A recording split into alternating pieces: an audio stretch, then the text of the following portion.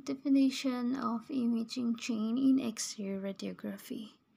So yung imaging chain in X-ray radiography, it is the step-by-step process through which an X-ray image is produced, processed, displayed, and stored. So it includes all the components and actions starting from the generation of X-rays in the X-ray tube, their interaction with the patient's body, the detection of the transmitted X-rays by an image receptor, and image processing to enhance quality, viewing on a display system, and finally storing or sharing the image using digital systems. So, kumbaga, it is a sequence process from the formation of the X-ray image to the display and storing of image. Ganon. And the imaging chain in X-ray radiography is nag-start siya sa X-ray beam production, which involves yung generator and yung X-ray tube. So, ang una dito is yung generator, which is responsible for supplying high voltage electricity na kailangan para makreate ang X-ray. So, it controls key exposure factors like kVp or kilovolt peak, milliamperes or mA, and exposure time. So, itong mga parameters na ito, nagdedetermine nila yung quality and quantity of the X-rays. So, example, yung sa kVp, it affects the energy or penetrating power of the X-ray beam or yung penetrability. Basta kVp, it affects the penetrability of the X-ray beam. While yung mA and exposure time is nagdedetermine sila kung gaano karami yung X-rays na naproproduce. So, for mA, it is all about the quantity. For the kVp, it's the quality. mA and exposure time is the quantity. So, this high voltage electricity is sent to the X-ray tube where electrons are accelerated and directed toward a metal target. Usually, basta metal target or metal material is tungsten.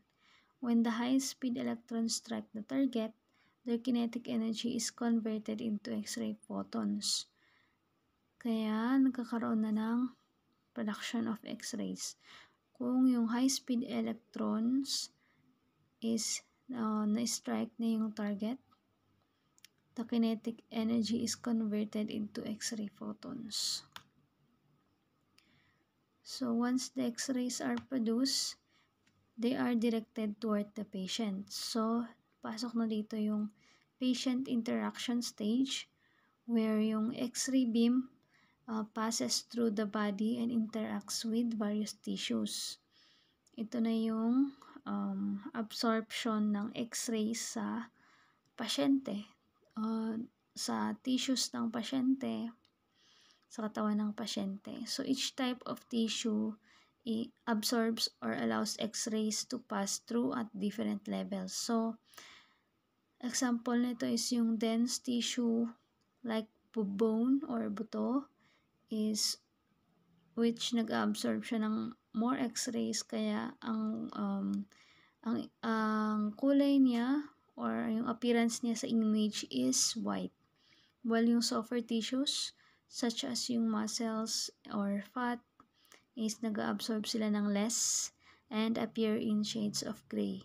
While yung air-filled structures naman, like for example yung lungs, nag-absorb sila ng very little or konting X-rays. That's why they appears black. So this difference in absorption is what creates contrast in the image. So allowing different structures to be seen clearly. And then yung X-rays naman na nagpa-pass through sa pasyente after being partially absorbed by tissues ay tinatawag na remnant radiation. So, they are called remnant radiation. Yun yung mga nag-pass through sa pasyente na x-rays or after being partially absorbed by tissues. Tinatawag na remnant radiation. And this remnant beam carries important attenuation information, meaning it holds the pattern of how much radiation was absorbed versus how much passed through. So this pattern represents the internal structure of the patient. So ito na yung tinatawag na or ito na bumubuo ng latent image or the unseen image that is ready to be captured. And the next step in the chain is the image receptor naman. So, after ma-absorb ng pasyente, syempre, yung x-ray or nag-pass through yung x-ray sa pasyente, papasok naman dito yung image receptor which is yung magka-capture ng remnant radiation na nag-pass through sa pasyente. So, which, ang trabaho naman ng image receptor is, ayun na nga, nagka-capture ng remnant radiation and converting it into a visible or digital image. So, siya na ang nagko-convert into visible or digital image. So, in older system, this was done using film screen technology. Ito yung Desaussaux method, yung pinaka-old method on processing image para maging visible. Pero ngayon, medyo nag-upgrade na. We have two types of digital detectors na ngayon. So, ito yung computed radiography which uses photostimulable phosphor plate or PSP, photostimulable phosphor plate, that stores the image and must be scanned later to produce a digital image. So, ang example nito is like this.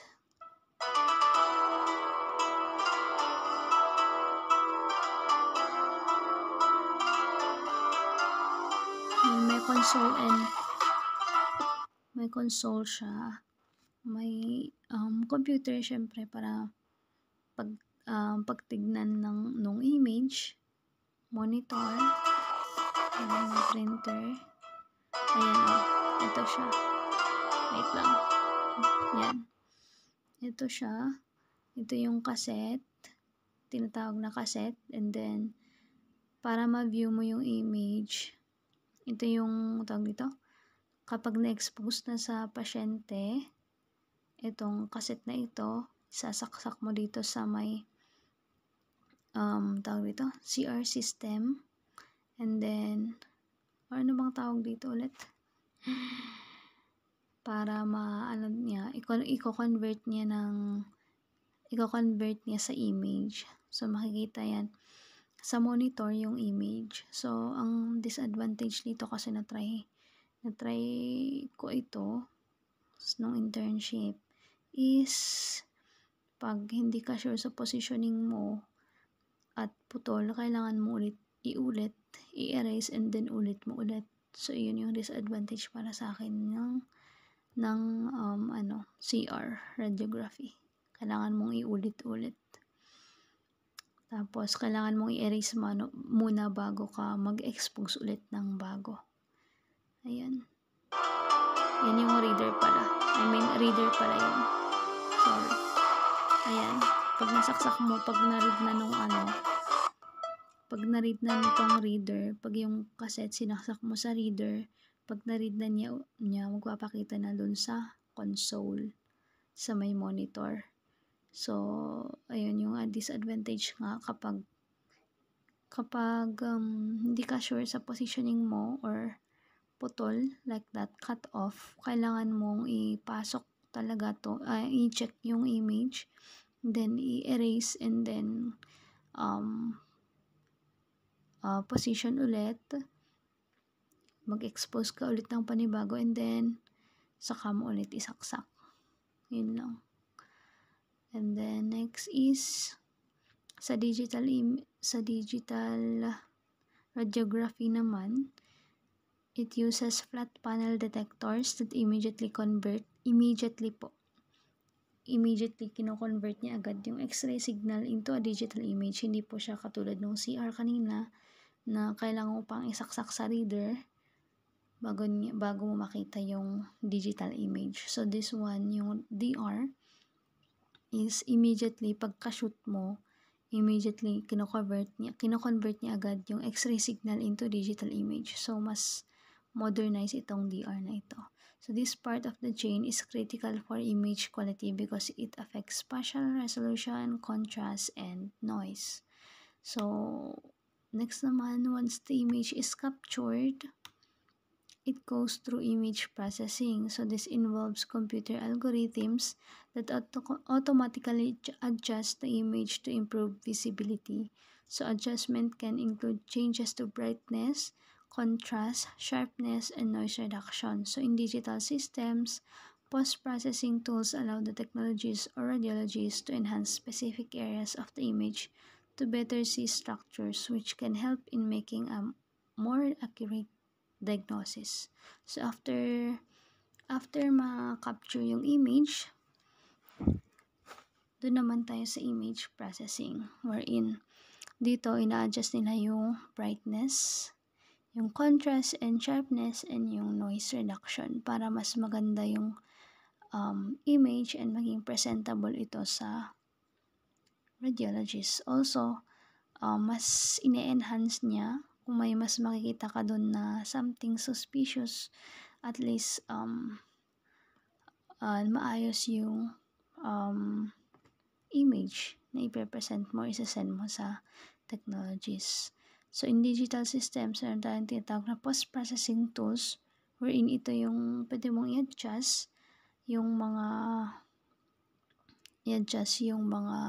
brightness, contrast, sharpness, and noise reduction para maging mas maganda yung image na isa-send mo or ipe-present mo sa radiologist na magbabasa. So following processing, the image is presented on a monitor during the image display stage.